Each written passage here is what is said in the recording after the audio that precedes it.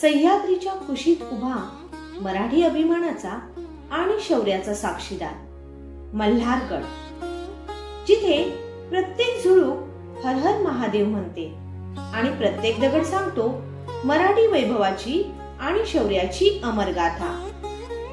चला तर मग सोनालीस ट्रॅव्हल ट्रेन सोबत अनुभवूया शिवरायांच्या सह्याद्रीचा अभिमान मल्हारगड।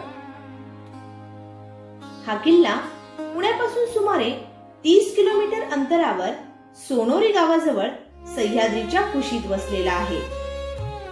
हा किल्ला छत्रपती संभाजी महाराजांनंतर बांधलेला शेवटचा मराठी किल्ला मानला जातो। 18व्या शतकात मराठा सरदार पानसी यांनी बांधलेला हा किल्ला मल्हारदेव या भगवान शंकरांच्या रूपावरून नाव घेतो। पुण्याहून सासवड मार्गे सोनोरी गाव गाठल्यावर हा किल्ला दूरवरून दिसतो। पायथ्यापासून साधारण 15 ते 20 मिनिटांची चढाई, पण निसर्गाच्या सानिध्यातून जाणारा हा मार्ग अतिशय रमणीय आहे। थोडक्यात इतिहास, निसर्ग आणि शांतता तिन्हीचं सुंदर मिश्रण म्हणजे मल्हारगड। चढाईला सुरुवात करताच दगडी वाट, झाडं झुडपं आणि पिवळी धमक रानफुलं मन मोहवून टाकतात। प्रत्येक पावलागणिक मागे वळून पाहिलं की खाली दिसणारं गाव, शेतीची पट्टे आणि दूरवर पसरलेली हिरवळ दिसते, जणू निसर्गानेच रंगवलेलं चित्र।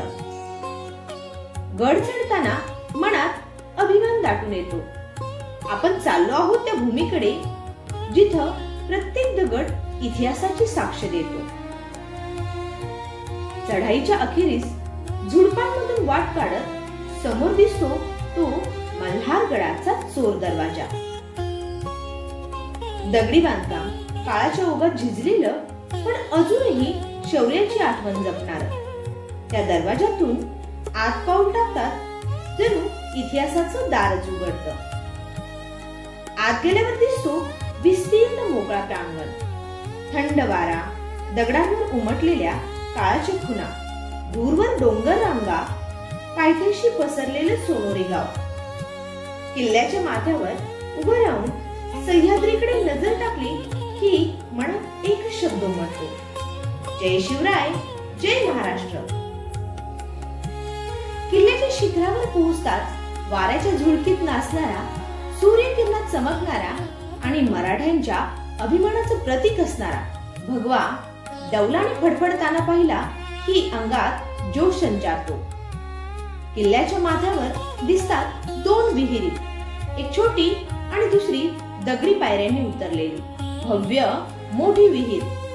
या विहिरीच्या पाण्यात इतिहासाचं प्रतिबिंब उमटलेलं जाणवतं आणि त्या शांततेत ऐकू येतो सह्याद्रीचा श्वास।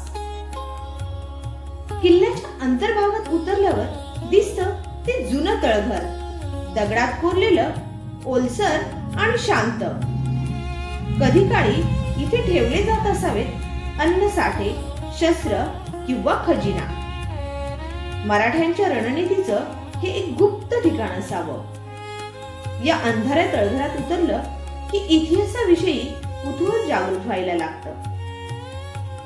किल्ल्याच्या भोवती असणाऱ्या भव्य तटबंदी पाहताना त्या भिंतींमधून जणू काही काळाची कुजबुज ऐकू येते।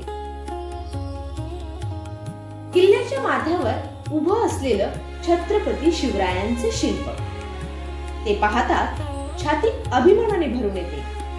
हाच आमचा इतिहास, हीच आमची ओळख, हीच आमची अमर प्रेरणा। जय शिवराय। मल्हारगडाच्या माथ्यावर स्थित आहे प्राचीन महादेव मंदिर। हे मंदिर दगडी बांधकामात असून त्याची रचना अत्यंत साधी आणि पारंपरिक आहे।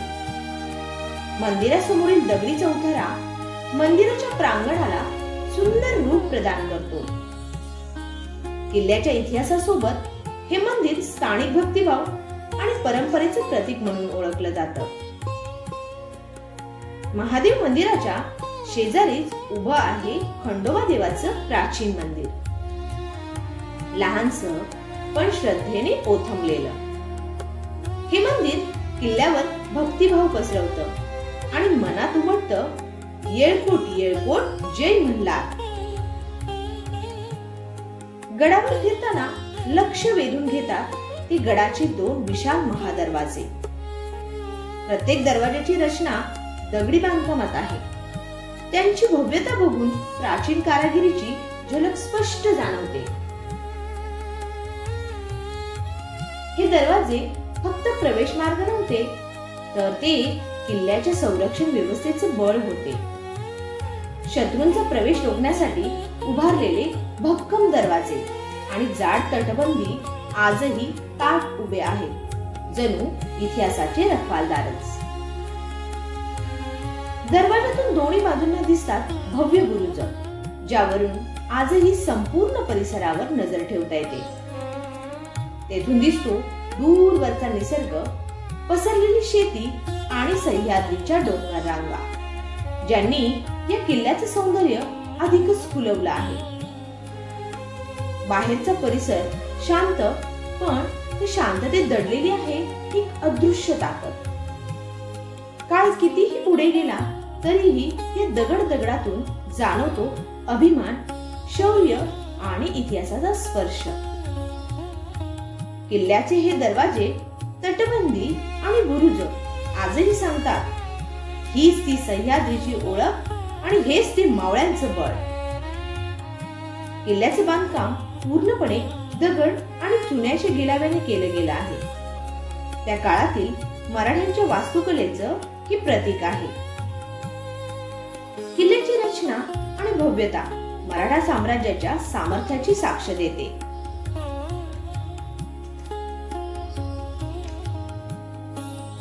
तर ही होती आजची सफर.